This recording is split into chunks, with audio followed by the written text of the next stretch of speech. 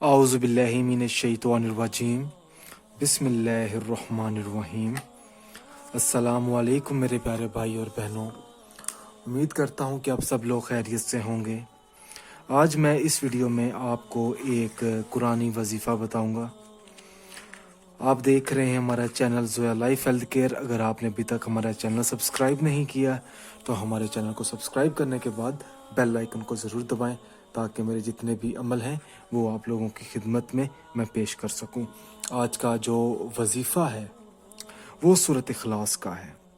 اگر آپ کو سکون کی نیند نہیں آتی، آسان لفظوں میں اگر آپ کسی وجہ سے پریشان ہیں، اپنی اولاد کی وجہ سے یا اپنی شادی کی وجہ سے، یا گھریلو پریشانیاں ہیں، یا بیوی کی پریشانی ہے، یا شوہر کی پریشانی ہے، تو وہ اس مقصد میں کامیاب ہونے کے لیے، تو ان تمام پریشانیوں کو دور کرنے کے لیے ایک چھوٹا سا قرآنی وظیفہ آپ لوگوں کی خدمت میں پیش کرنے لگا ہوں۔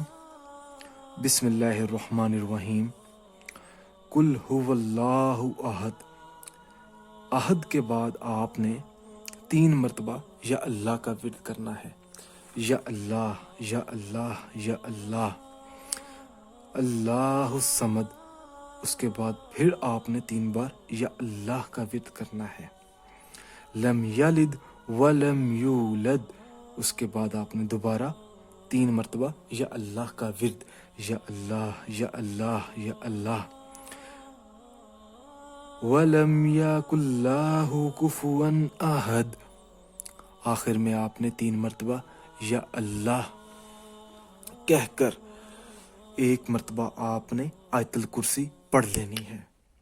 اس کے بعد آپ نے اپنے مطلوبہ مقصد میں کامیاب ہونے کے لیے اللہ پاک سے کامیابی کی دعا مانگنی ہے۔ یہ وظیفہ آپ نے 3 دن کرنا ہے۔ کسی بھی وقت کر سکتے ہیں، کسی بھی نماز ادا کرنے کے بعد کر سکتے ہیں، مگر 3 دن جب آپ یہ سورۃ اخلاص کا وظیفہ پڑھیں گے تو انشاءاللہ تعالیٰ آپ کی پریشانی ختم ہو جائے گی، آپ سکون کی نیند سوئیں گے۔